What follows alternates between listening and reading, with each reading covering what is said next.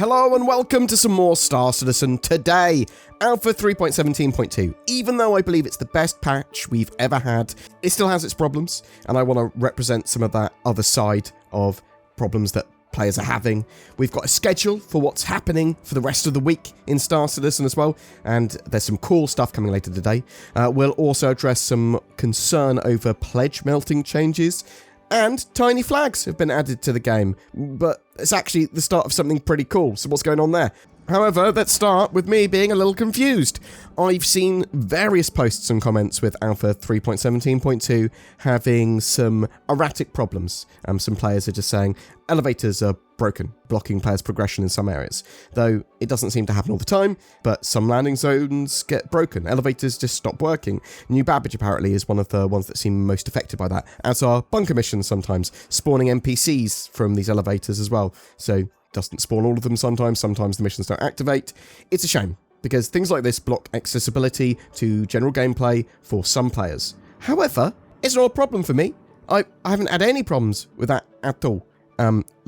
It's by far the most stable, by far the fastest, and the most bug-free build I've ever played for Star Citizen. I'm not having any problems with elevators, even on servers where there are 120 players on. So yeah, some players are also reporting stability issues and crashes. That's obviously not out of the ordinary. That's going to happen to some people. We had seen that Cloud Imperium were running the Siege of Orison with 120 player server cap, which was not the intent. So they did want servers to be around 100 players. However, when they run the Siege of Orison, they want it less than 100 players, they said. And Cloud Imperium have since confirmed that this was a mistake. Over the last few days, they shouldn't have been running at 120 players, and servers should now come back down to 75 when the Siege of Orison event is running.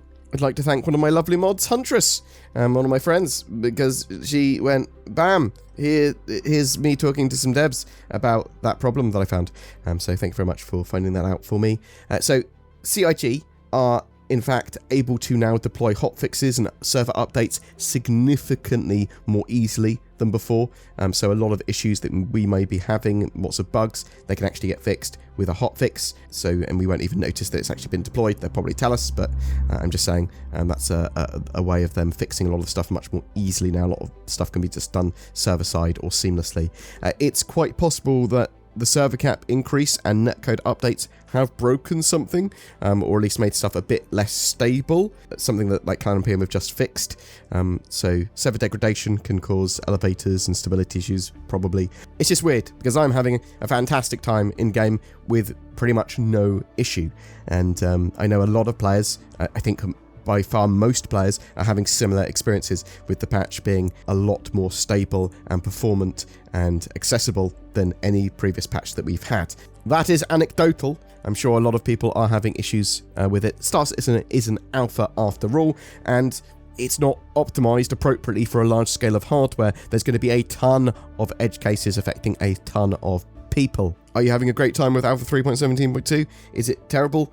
Tell me in the comments below. I want to know. We've got some really important development updates coming later this week, mostly actually later today at time of recording. So Wednesday, we've got a roadmap update coming along. So you see a roadmap update, roadmap roundup. Hopefully that will give us a load of information on what's happening with 3.18. Maybe expand out a little bit of 3.19 stuff. We'll have to wait and see. We've got the July or last month's sort of what Cloud Imperium were working on monthly reports for the Persistent Universe and Squadron 42. I really love to dig into them, so tomorrow we'll be covering a huge portion of that information. Thursday, we've got an Inside Star Citizen, which is all about racing, and we do know that they've been working on other sort of racetracks beyond the Snake Pit at Clio, but this one's for Stanton's Speedsters. They'll also be looking into what's happening in the near future, so hopefully some more Alpha 3.18 stuff. Friday, we've got a VFX episode of Star Citizen Live, a game dev episode, so they're going to be building some cool stuff with visual effects while taking feedback from viewers. That's 3 p.m.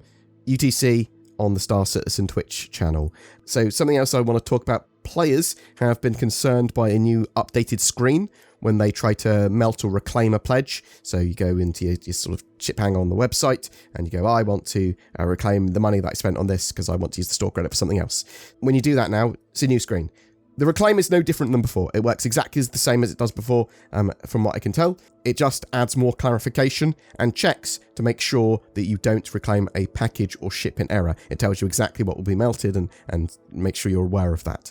There are some interesting flare items for RSI subscribers that will lead to greater customization for ships in general. So you can get some tiny flags. That's what this month's sub flare is. There are 3 available, a UEE one for Centurion subs, a United Planets of Earth one for Emperators, who also get their UEE one, and there's a United Nations of Earth one available in the sub store. So why do we care about these little flags? Well, Cloud Imperium said, show your love for the UEE and what came before with these subscriber-exclusive holographic cockpit flags, available now and compatible with all ships in the verse that have a dashboard hardpoint setup. So this is part of dashboard customization, and it looks like we're going to start to see that a lot more and get little items like this a lot more. So you're going to start to be able to really customize your dashboards, and it's not just going to be for subs, they're going to add lots of these things in game eventually as well, that you'll be able to find, that you'll be able to buy, and you'll be able to make your ship a home. If you subscribe before the 9th of August, you'll be able to get included in the drop of those subscription items, and RSI subscribers also have access to the Drake Cutlass Steel in-game throughout the whole of August. Alpha 3.17.2 has the problem of these items being lost if you die. So subscriber items that you've bought, if you die with them on your body, bam, they're gone. If you've got your super expensive gold arm or whatever, you can get them back by doing a character reset. However, Cloud Imperium have said it's important to note that that's only a temporary solution to get those items back quickly if you want them. They're exploring a number of alternative recovery options, which they plan to implement later on down the line. So expect something like a shop or insurance or something for items, so when you're out and about, if you lose them, you'll be able to get them back a lot quicker and easier. All of these items are also earnable in-game, or at least will be. Cloud Imperium say, as we've mentioned in the past, our goal is to make most offerings available to be earned in-game. For this reason, we're excited to share that many of the subscriber flare items have been added to the in-game loot table as a rare drop, starting in Alpha 3.17. More specifically, most pre-2022 items, those that the player can carry, have been added, with future flare being added after a 3-month exclusivity window. So if you want to find these lovely sort of flags, you can probably find them in the next major patch or sometime in November. Please note, some digital items that are exclusive to events, such as from a CitizenCon goodies pack, will not be making their way into the in-game discoverable loot system. Boom, that's it for various little hodgepodge pieces of news from Star Citizen today. Really looking forward to the monthly report and roadmap updates. Those monthly reports, really good sets of information for me to sort of delve into. Alpha 3.17.2, for me it's fantastic. I'm interested to know how it is for you. What's the siege been like? Have you been playing in Jumpdown? Are you annoyed about the stipend / millionaire gate? Are there any particular egregious bugs that you need Cloud Imperium to solve ASAP? Are there any particular features that you're hoping to see in Alpha 3.18? And when do you think that's going to start testing? Is that going to be later this month? Do you care about deeper customization of silly things like your dashboard and areas of your ship? Or do you like, actually, I'm just more about functionality? If it's an item that gives functionality, like a food maker, and can actually make me food or whatever, cool, great. But if it's just a little dashboard item, I don't care. Whatever your thoughts, I'd love to hear from you in the comments below. You're on a plane, it's about to crash. Maybe you're in a jungle and a vicious predator attacks. There's a nuclear war and you're caught short on the toilet. You're drowning in shark-infested waters. How did you get here? What do all these scenarios have in common?